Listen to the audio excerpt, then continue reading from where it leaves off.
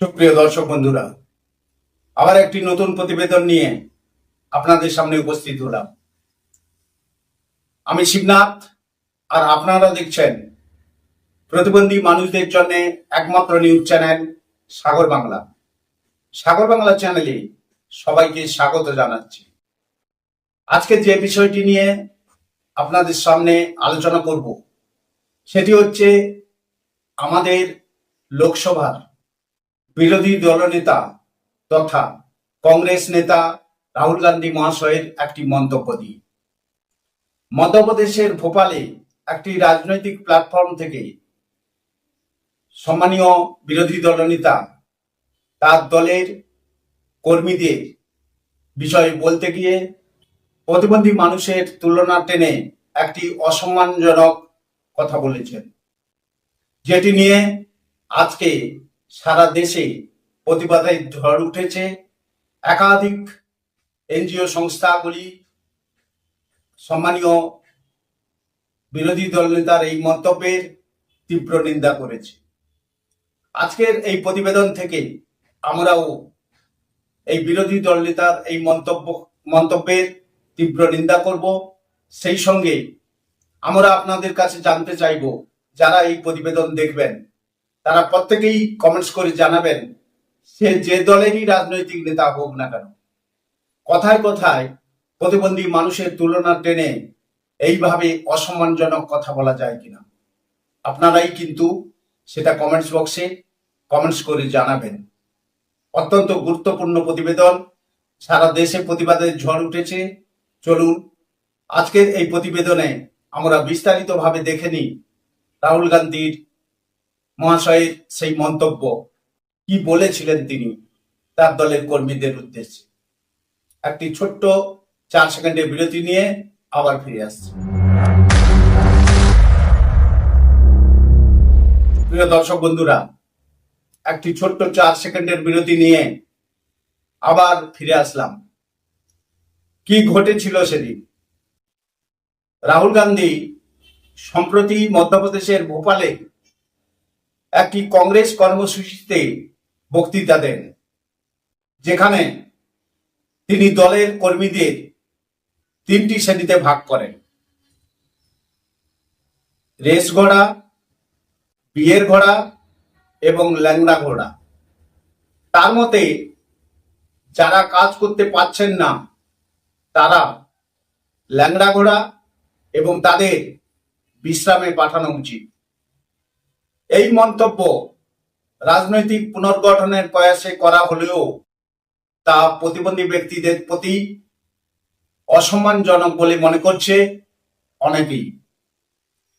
জয়পুর ভিত্তিক সংগঠন দিব্যাং অধিকার মহাসংঘ এই মন্তব্যের তীব্র বিরোধিতা করে প্রতিবাদ জানিয়েছে এবং দেশের প্রধান প্রতিবন্ধী কমিশনার এবং নির্বাচন কমিশনের কাছে আনুষ্ঠানিকভাবে অভিযোগপত্র দাখিল করেছে। তারা বলেছে, এই মন্তব্য প্রতিবন্ধী ব্যক্তিদের অধিকার সংরক্ষণ আইন 2016 এবং নির্বাচন কমিশনের নির্দেশিকার লঙ্ঘন। সংগঠনের সভাপতি হেমন্ত ভাই পয়াল বলেন, এই ধরনের শব্দ ব্যবহার শুধু অনভিপ্রেত নয়, এটি প্রতিবন্ধীদের প্রতি অপমানকর এবং আইনগত দণ্ডনীয়। কেন্দ্রীয় মন্ত্রী জ্যোতিরাদিত্য সিন্ধিয়া এই মন্তব্যের তীব্র নিন্দা জানিয়েছেন। তিনি বলেছেন, যে সময় প্রধানমন্ত্রী নরেন্দ্র মোদী বিকলাঙ্গ শব্দের পরিবর্তে দিব্যাং শব্দ চালু করে সম্মান প্রদর্শনের উদ্যোগে বিভিন্ন ধরনের কর্মসূচি গ্রহণ করছেন, তখন রাহুল গান্ধীর এই মন্তব্য অত্যন্ত অপ্রাসঙ্গিক এবং অপমানকর। মধ্যপ্রদেশের একদল প্যারা অ্যাথলেটিক এবং প্রতিবন্ধী ব্যক্তি রাজ্যের ক্রীড়ামন্ত্রী বিশ্বাস সারাঙ্গের কাছে একটি স্মারকলিপি জমা দিয়ে রাহুল গান্ধীর প্রকাশ্য ক্ষমা ও পদত্যাগের দাবি করেছেন। তারা বলেন, এই মন্তব্য তাদের সম্মান ও অর্জনের প্রতি অবমাননা।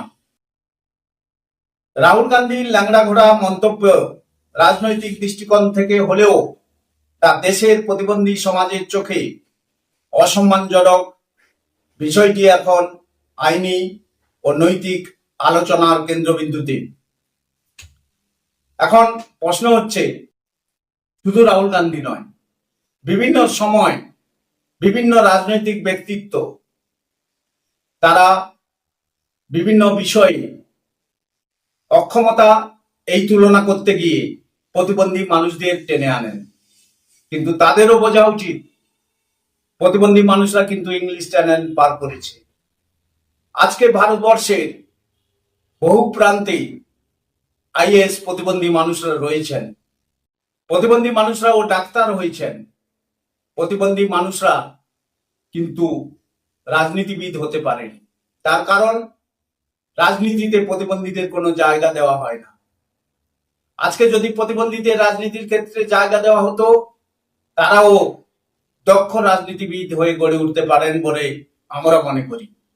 কিন্তু রাজনীতিবিদরা মনে করেন যে প্রতিবন্ধী মানুষের পক্ষে কোনো কিছু করা সম্ভব নয়। আমরা এই ধারণা, এই মন্তব্য এবং এই ধারণার তীব্র নিন্দা জানাচ্ছি আজকের এই প্রতিবেদন থেকে। আমরা চাই প্রতিবন্ধী মানুষদের সসম্মানে বাঁচার অধিকারটুকু যেন লঙ্ঘিত না হয়। আপনারা যারা এই প্রতিবেদন দেখছেন, তারা রাহুল গান্ধীর এই মন্তব্যকে কিভাবে দেখছেন, কোন চোখে দেখছেন, সেটা অবশ্যই কমেন্টস করে জানাবেন। সেই সঙ্গে আপনাদের সবাইকে অনুরোধ করব, বিভিন্ন সোশ্যাল মিডিয়াতে আপনারা সবাই আপনাদের সম্মান রক্ষার্থে প্রতিবাদে সামিল হন, যে যার মত করে প্রতিবাদ জানান। আজকের প্রতিবেদনটি এই পর্যন্ত।